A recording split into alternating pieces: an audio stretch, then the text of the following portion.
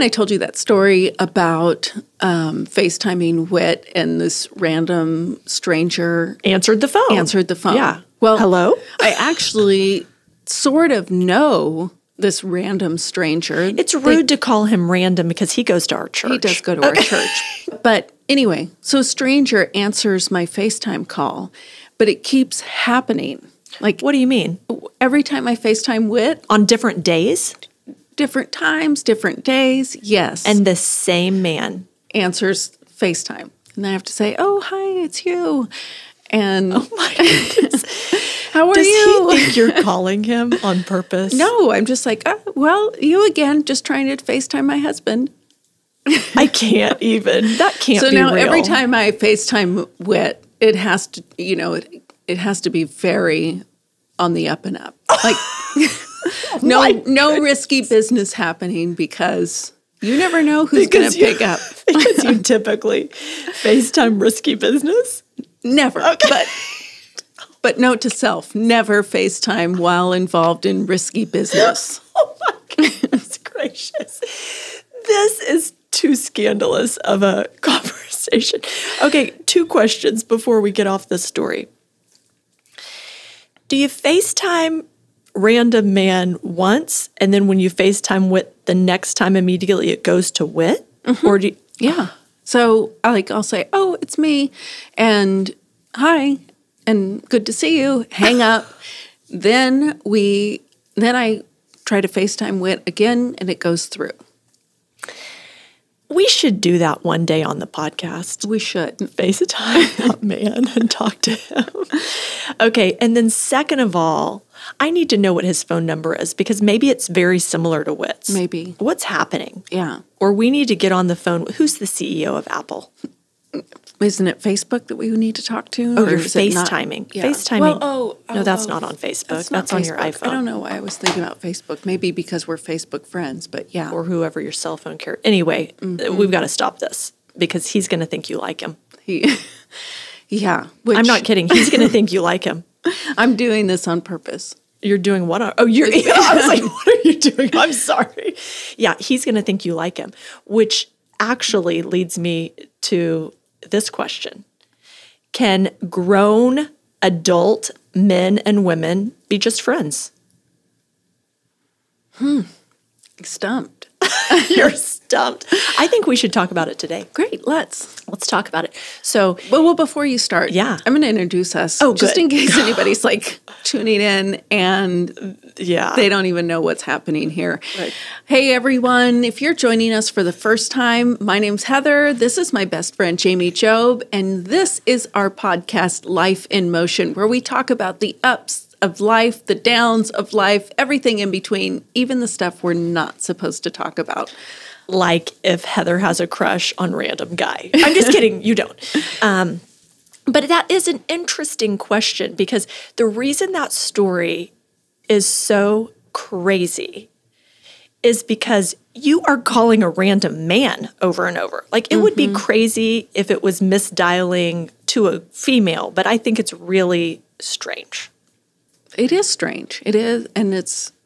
So I would say both of us, for the context of this conversation, both of us are married women, obviously.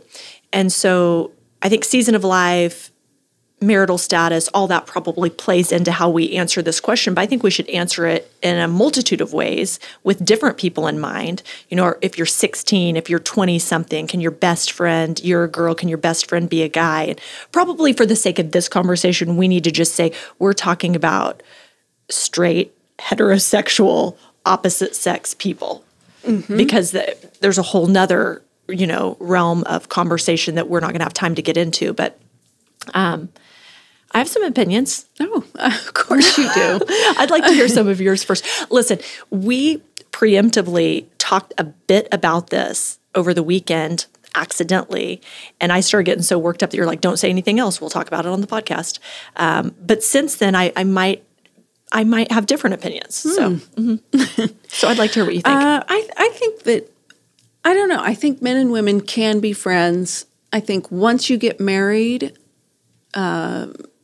it can't be at the same level as your spouse. Sure. Even I don't think your girlfriends, you're Sure. female, I don't even think your girlfriends are at the same level of friend as your spouse. Can we go, can we do a sidebar before we continue? Sure. Can a girl's girlfriend trump your children though? Oh, yeah, absolutely. Because Eleanor was asking me questions. You already know this. She was asking me questions recently like, who do you like more, me or Dad? And I'm like, Dad. Who do you like more, me or Cooper? You. Who do you like more, me or Chase? You. Who do you like more, me or Heather? Heather. She was like, what? I was like, Heather is a lot easier to deal with than you are. And she was flabbergasted. And there's seasons where you love your kids, but you may not always like your kids. It's hard work. Okay, back to can men and women be friends? Let me toss this question to you. Okay. So I am not anti men and women being friends. Like I've been thinking over this for the last few days. Like our families travel together. And Whit had a travel question yesterday and couldn't get a hold of Brian and called me and asked me the question, and it wasn't weird at all. Mm-hmm. And Whit's my friend. Yeah. There's a lot of safety in that friendship, though, because he's more like a brother, and we do life together as families. And so, I don't know, that doesn't feel odd. But I think that there is so much dangerous potential in opposite sex friendship if you aren't super careful. So have you ever worked at a summer camp or been on a missions trip? Yes. Do you know where I'm going with this? Yes. You show up at those events and you go, all these guys are complete dorks. I would never like any of them. By the end of that missions trip or the end of working at that camp for that summer, everybody's paired off and everybody likes somebody. Time and proximity. Just because spending time and talking about things, there's just a fine little line where it can cross a line into something more. I think working relationships put you in situations where, especially if you're on a team with somebody that you are shared interest, and pursuing a similar goal. Yeah. Where whatever it is, you've got this project, you've got to finish it and everything, and you're enjoying the people's company that you're working with, and there's so much camaraderie that it can potentially be you guys spending more time together than a spouse, which can open the door for absolutely. Oh, I have so much fun with this person, and this person understands me. This person gets me, and we have so much in common that it opens the door. You spend more time at work typically than you do at home. Yeah. So if you have so much in common, then you're going to have inside jokes, and I shouldn't probably tell someone else's story on the podcast. Without them present, but I think this one's okay. Like we have a dear friend, a married couple that we're friends with, that the husband was in ministry, was a pastor at a church, and they're raising little kids at home. Wife is at home raising the kids, doing all the hard work, tired when he gets home, all those things. There's a staffer at the church that is passionate about the church, is passionate about the things of God, is passionate about what he's passionate about, starts, really giving him a big ego about like how great he is. And he ended up having, an emotional affair with this woman. Those things happen inside the church, outside of the church. I think friendships, I had a best friend in high school that was a guy. We were great friends. And it's interesting because for a short season, we thought maybe we would like each other, and it didn't really work out. So we just decided to be friends again. And there was really never any tension in our friendship. Even if one of us was dating someone, we still remained best friends, which is kind of weird, but we did. And when I got married, he was in our wedding. He was an usher in our wedding. It was no big deal. And he traveled a lot with work, and he would travel in through Tulsa sometimes and come over for dinner, come see us, what have you. And there was one day in particular that he was in town only for a couple of hours, and he had some time in the middle of the day. Brian was at work, and so he just swung by the house and saw me, and I had Cooper at the time. There was something about it that when he left, I thought, never again. just not a wise choice, just the potential for just anything. And I don't mean like, oh, we're going to fall into bed or do something really crazy, but just I noticed that there's the potential for me to have a friendship here that would be a friendship outside of the realm of Brian. Because we weren't like all three of us equal level friends, all of us all together. It just felt like it could potentially be dangerous. Do you think that we're a little bit older than some people, Than the majority of our listeners, because we really attract a young crowd. That we're a different generation. Sure. And the rules are different now? I do think the rules are different. And I would say this because we come from a Christian perspective and we come from working in a church, and we're part of a generation where the Billy Graham rule was a really big thing. So if you don't know what that is, Billy Graham had this rule for himself and for his staff that you could never be alone with the opposite sex. So you can't have a one-on-one meeting with someone unless there's a window where people can see in, and you can't go to a business lunch and ride in a car with someone of the opposite sex, and basically living above reproach to the point that you can barely even talk to someone of the opposite sex without someone present to just keep an eye on the situation. Great. Fantastic. Which we grew up in a day and age where we didn't have cell phones and text messaging. Oh, that's true and, too. Personal phones. Every phone was a shared phone and everything. So, right. I mean, it's still a little weird for me to privately text someone, a coworker or a friend or whatever, and just say, hey, what are you doing? And not have their wife also. Right. Right. Well, and you think like you take the Billy Graham rule, he's easily 1 to 2 generations older than, is he still alive? No. Okay. Well, he was 1 to 2 generations above us. So two generations above us. So really, for the most part, in a working relationship, he wasn't working with women. Yeah. Women were at home raising children, and they weren't in the workforce to the degree they are today. Like, I now think it would be weird if Brian couldn't have a meeting with one of his coworkers that's female. I think in the workplace today, the Billy Graham rule that was 2 generations ago, 60 years ago, that I think is a hindrance now to women in so many ways that women, 60 years ago, women were at home. They weren't in the workforce. Once you had kids, once you got married, and at the latest, once you had kids, you were out of the workforce.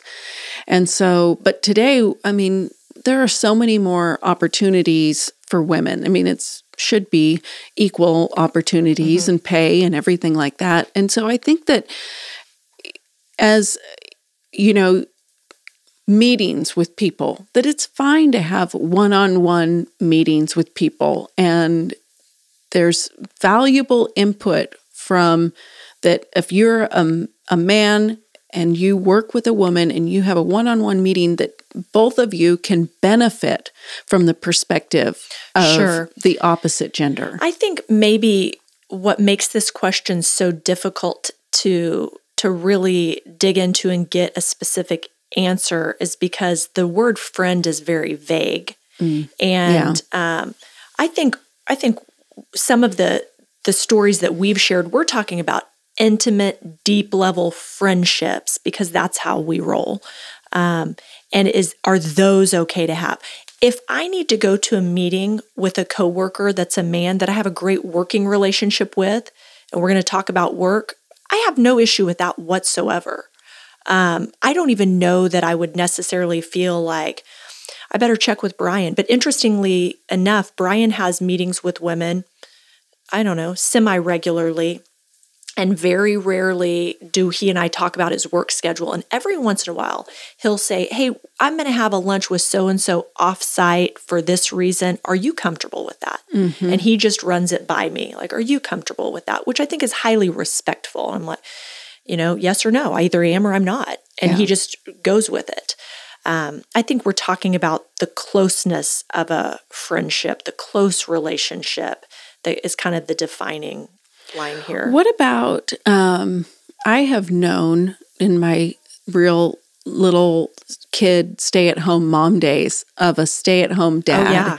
And when the moms would get together at school or go to the playground, I always felt bad for the stay-at-home dad who's kind of left out, because is that appropriate to invite that dad to the playground with you? How does he even want to be at the playground with a bunch of women? But I think far too often things get weird because we don't just say what's weird. Yes. Like we had a stay-at-home dad when Cooper was in pre-K, and I remember having a play date. The little boys, Cooper and his son, were friends, and I remember, because you know how I am, just brash. I remember calling and saying, we would like your son to come, and I don't know if it's weird for you or not, but I mean, we're just going to be at the park. You're welcome, or I can pick him up and bring him. Yeah. I just talked to the elephant in the room, and he's just like, well, I might come and just kind of hang out, on the other side of the park or whatever. So yes, it was weird for him. Yeah. But if it wouldn't have been, and he would have been chatting with the girl, if there's 4, 5, 6 moms there and he feels like chatting with them, I mean, I don't see I bet he could learn something. Harm is. So I'm definitely not anti talking to the opposite sex. I think, there's probably 2 ditches, and you're going to have to make wise choices for yourself on where different people land. Yeah. Can you date somebody and break up and still be friends? Oh my goodness. I read an article about that, and I don't have any kind of proof. It was a focus on the family, and it didn't have any kind of link to there's been a study done on this. So I don't know if this is true or not. But what I read, if I understood it correctly, it was that if neurologically you have had an infatuation stage with someone, and then it didn't work out and you move on. So maybe even our generation, like back in high school or whatever, which was a long time ago, and then you reconnect with that person in some way, social media, whatever, that your brain can light back up, sending the same signals of that infatuation stage. Wow. I know. So if your old boyfriend reaches out to you on Facebook and says, hey, remember when, we were kids and we had so much fun? Yeah. XYZ. Stay away from that? I think so. I don't know. There was no research that I saw, but I did find it fascinating that there's the potential that your mind. So I would say the answer is yes and no. I would say, oh man, is the potential friendship worth the fallout if it went sideways? If there ended up being some kind of attraction that you said would never happen, if you hit a rough spot in your relationship with your boyfriend or girlfriend or spouse or whatever, and you realize you're confiding in this person all of a sudden because of the rough patch in this relationship, it just seems very dangerous. Yeah, for sure. So before Whit and I got married, before I moved to Oklahoma, I had a serious boyfriend, and we went through just about everything you could go through together. His parents had gone through a divorce before we had met, but there was still, with residue with parents and deciding, do you live with this one or that one? And, as he got into older teen and young adult years, all of that. So he's got that going on. And my mom got diagnosed with cancer and died while we were dating, made a major move to Oklahoma while we were dating, and then we broke up shortly thereafter, and we tried to stay friends, but there's so many romantic feelings involved, and that was the hardest friendship for me to give up. Oh, wow. When Whit and I got married. Because you didn't break up like, I hate you. No, not at all. I mean, we just broke up because we realized there's moving into a new season, going to university, and trying to figure out what are my next steps for me was challenging. And then are our lives still going to go together? And we saw them going apart. And so we broke up and tried to stay friends. And it just was hard to do without then becoming romantically involved again. And so as we broke up, that friendship was so hard because this person knew everything about me, had known me since 9th grade, knew all of the hard parts of my life, everything. And then when Whit and I were married and we hit tumultuous times, I would think back to this boyfriend of, well, we never fought about this. And this boyfriend would never treat me like this or whatever. Imagine if you still had that friendship intact. If I still had that friendship intact in calling and just saying, you wouldn't believe what Whit did today. Yeah. You wouldn't believe what he said to me. That would have been dangerous territory. But that was really hard to give up that friendship of this person that had known me so well. I'm glad you shared that, Heather, because I think especially my tone often in life is kind of flippant. But we're not talking about decisions that always come easily. Oh, yeah. And sometimes you know the right decision, and it is to end a friendship for one reason or another, but that doesn't mean it's easy. No, I mean, and a lot of times ending a friendship is death. Or it is death. I mean, this is somebody that you love and you care about, and then you're saying, I'm just not going to spend time with you anymore, or I'm not going to give you, maybe we can still be friends, but I'm not going to give you my love anymore, and I can't receive your love. Yeah. So is it against the rules? Who's setting these rules? Well, scripturally, I think that we should be treating each other like brothers and sisters in Christ. And no, I don't think it's against any scriptural rule per se, but guard your heart. That's in the Bible. Yeah. Make wise decisions. That's in the Bible. I don't know. I'd like you to tell the listeners. I think if you're married, you shouldn't be friends with anybody that your spouse is not also friends with. Like even coworkers, that if you're working closely with someone, having a great time, and it comes up that, hey, let's go out to dinner. Oh, sure. That either your spouse should... I almost interrupted you and said, I don't want to be friends with everybody that Brian works with. And he does work at the church, and I don't mean that ugly. I just mean he's friends with lots of people. He is friends with lots of people. He can maintain a lot more friendships than I have the capacity to maintain. So at first I was like, no, I don't agree. I don't. But then when you said go to dinner, oh yeah, if some lady he's working with, whether on a nonprofit board outside of the church or someone within the church, if they're going to go to dinner, I should certainly be friends with that person. And yeah, I would think. Okay. So what are the red flags? Like if you're in a relationship, whether you're dating, engaged, married 20 years, 40 years, what are the red flags when there is a friendship that's being elevated above the, I would say, romantic, most intimate relationship that you have? Sure. I would say one of the red flags is that you are sharing things.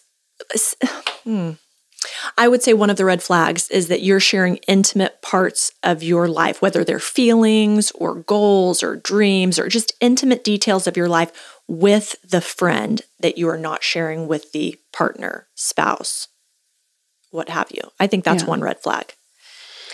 Another red flag, justifying behavior or time spent. Oh, that's good. Well, we have to spend this time together because our kids are in the same sport, so we're always together.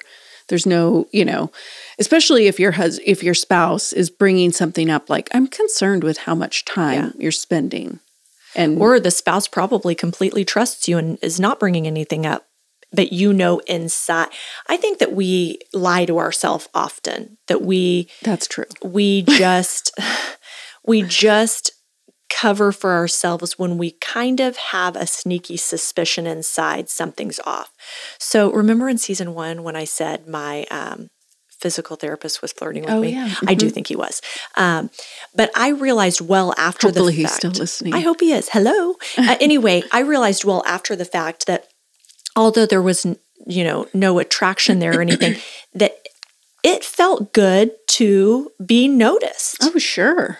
And because when you're my age, that doesn't happen that often anymore. Number one, I'm married. I've got this gaggle of children with me. I mean, nobody's looking for that. I'm never going to be mad if I get a hoot and holler as I walk down the street. I won't be offended. I wouldn't go that far. But I will say back to myself that there was a certain level of like, it feels good to be noticed. Yeah. So if it feels good to be noticed, you've got to be careful. You've got to watch yourself. It's continuing the intimacy with your spouse to say, you know what, it really felt good to be noticed by my physical therapist, and maybe you're not noticing me as much. I didn't have that conversation with Brian, but I did say, like, I've still got it, which is a whole different conversation. But anyway, I think I would say another red flag is if you're asking yourself the question, should I be best friends with this person in light of this? If you're asking yourself, it's at least a red flag enough to pause and take notice. Yeah. To think about it, to really weigh the cost. And bring somebody into it. Because if you're asking the question, there's some part of you that likes the answer that you're going to give to yourself. Absolutely. And if you keep telling yourself in that private, isolated conversation that, yes, it's okay, then you're probably lying to yourself. I don't have that issue with opposite sex best friendship, but if I leave myself to decide how much dessert is okay, I would always eat too much. Yeah. You just like, well, but I had a lighter lunch. It's no big deal. You do. There are certain areas of everyone's life, and this may not be your area, but there's certain areas of everyone's life that you can make excuses for why it's okay. Yeah. So bring somebody in. Somebody in. Any more red flags? That's only 2. Certainly there's got to be more. If it's bothering your significant other. Yeah. If whether they've verbalized it or it's just body language or, hey, I'm grabbing coffee today with so-and-so. Passive-aggressive comment of. A sigh, an eye roll. Oh. All right. Susie again. Yeah. Yeah, because sometimes people don't come out and say things. But if you notice that there's some kind of tension, or preemptively ask them. Well, and even if you notice there's some kind of tension, whether it's justified or not. Yes. Your obligation should always fall to your spouse. That, you don't care for me calling Susie about this thing happening at work, then I'm not going to do it. That could even go same sex thing. Like I'm thinking if we had friends and there was somebody I really despised that Brian was always spending time with, at some point we need to at least talk about it and work it out. And anyway. Yeah, absolutely. Absolutely. Because the life that you live with your spouse day in, day out, that you know them better than anyone else. And so even if it's a friend of the same gender, that's like, I don't really like what they're leading you towards. Yeah. That's a red flag. Yeah. That should at least be explored. Whether it's true or not, it should be explored. And I think the 4th red flag, I'm just going to throw the gauntlet down. We're going to give 4 red flags and be done. And I think the 4th red flag is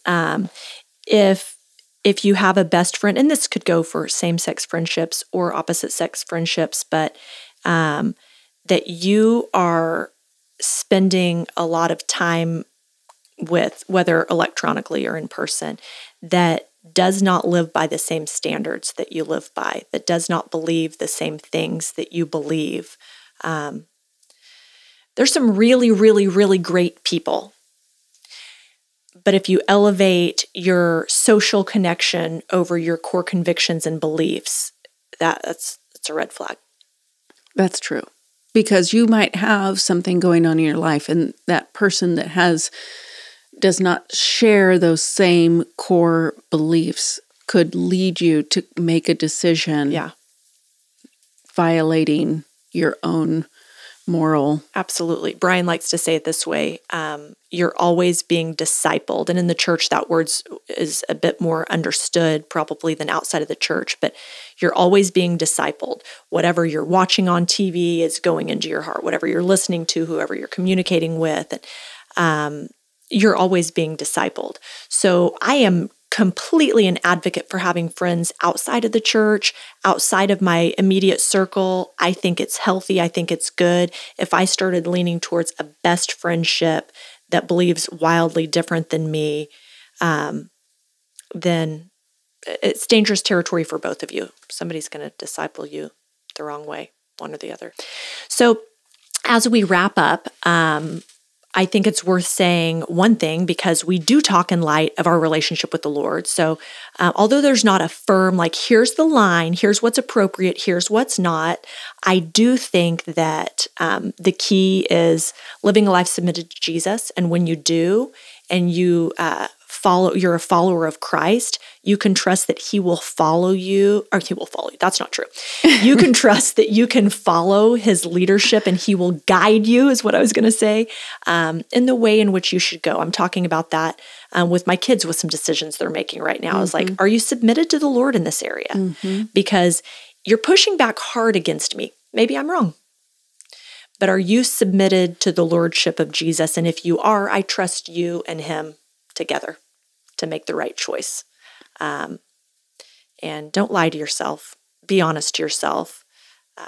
More often than not, I would say a best friendship with the opposite sex isn't worth it.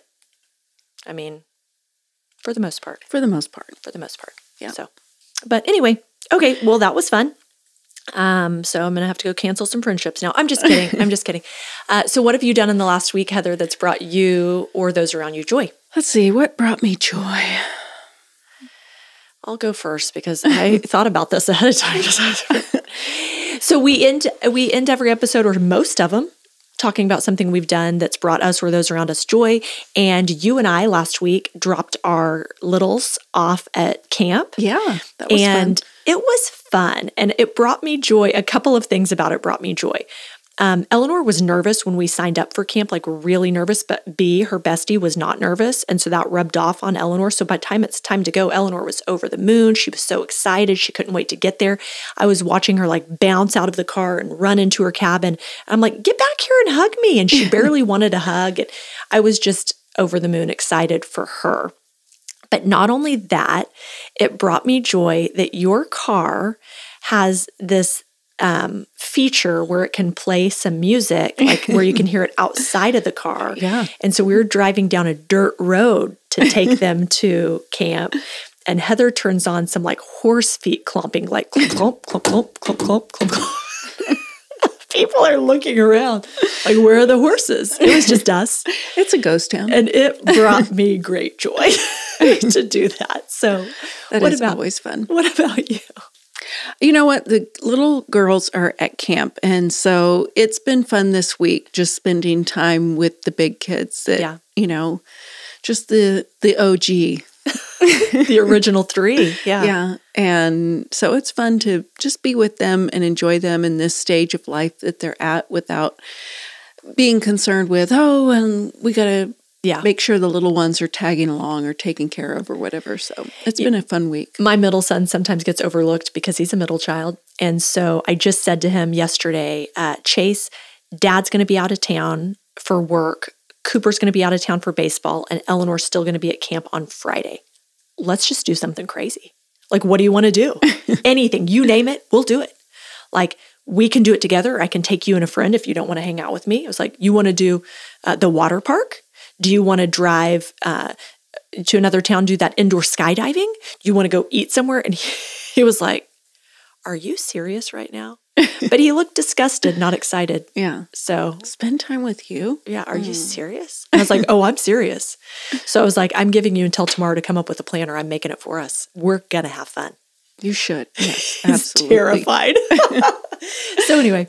That sounds like fun. Well, we'll see about that. So anyway, if you've enjoyed this episode, we would love for you to subscribe to Life in Motion so you can catch us every week, each and every week. Wow. I mean, you really should. And also, we're going to do a question and answer episode here really soon. So if you have a pressing question for us, something you want us to talk about, we'd love to hear what it is. Just text Life in Motion, just 3 little words, Life in Motion to the number 23101, and we'll take a look at those questions and talk about them on an upcoming episode. So have a great week. See you soon.